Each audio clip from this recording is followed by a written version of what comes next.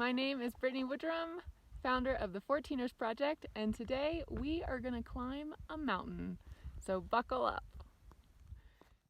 As an avid outdoorswoman, I'm always looking for ways to combine my passions for the outdoors with my love of service. And one cause I am particularly passionate about is shelter. Whether it be pioneering affordable housing or providing a tent for a family in need, I truly believe that no one should have to go without it. That's why this past year, when we were all being asked to shelter in place, I knew that was a privilege that many didn't have. As climate change warms our planet, natural disasters are becoming worse and more prevalent. Then, if you factor in the 80 million individuals who are displaced as a result of war or conflict, you can pretty easily see we have a global crisis on our hands. At the beginning of the pandemic, I immediately saw this growing need. Between our domestic battle with coronavirus and a heated election, international news, particularly natural disasters and growing conflicts, barely registered as blips on our radar. At the same time, the resourcing of funds and heightened travel restrictions made it even harder for emergency aid to reach individuals who needed it most. With this in mind, I knew there had to be something I could do that would make a big positive impact, raising both funds and awareness for this cause I cared so much about, all while making a minimal negative impact on my own home community. And so, I was sitting in my little apartment in Denver, Colorado, looking out the window at the mountains and thought, it seems fitting that I should go and find some physical mountains to climb, as we as a global community are sort of coming together to overcome this very metaphorical one that is COVID-19. And thus, the Fourteeneers Project was born. For this project, I partnered with Shelterbox, an international disaster relief organization that provides emergency shelter and aid to individuals and communities who have lost everything as a result of natural disaster, war, or conflict. Before starting this project, I had already been volunteering with Shelterbox as an ambassador for nearly a year, and one of the first things I learned when I joined was just how crazy some of the other ambassadors were. The amount of passion and creativity for supporting Shelterbox's mission was endless, and when I learned that the physical challenges are sort of a thing for many volunteers, it wasn't so much a question of if I would take on a challenge, but what it would be and when. So as I mentioned, as someone who wanted to make a big positive impact with a minimal negative impact, climbing mountains offered the perfect way to do that. All right, so first of all, let's rewind and break this project down. For one, some of you may be wondering, what is a Fourteener?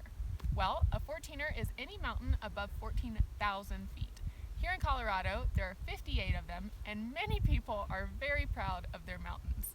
In fact, many people make it a lifelong goal to climb all 58 of these mountains. And to do it all in one season is extremely rare.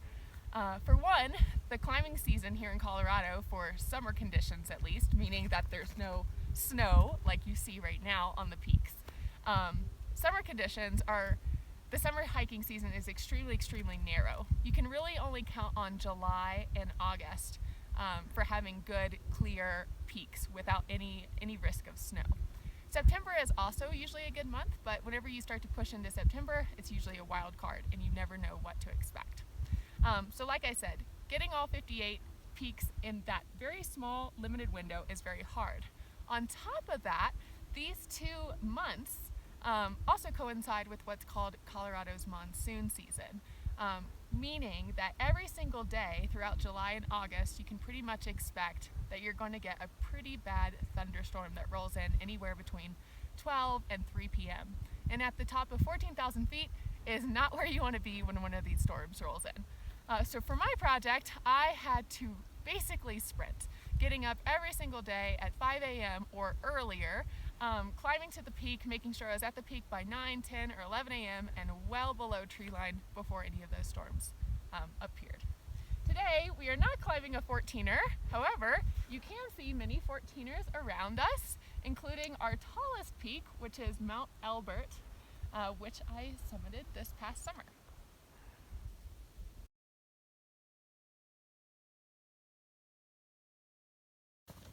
We made it! Welcome to the top of Ball Mountain! One of the things that never gets old about climbing mountains is that intoxicating feeling you feel whenever you have finally reached the top.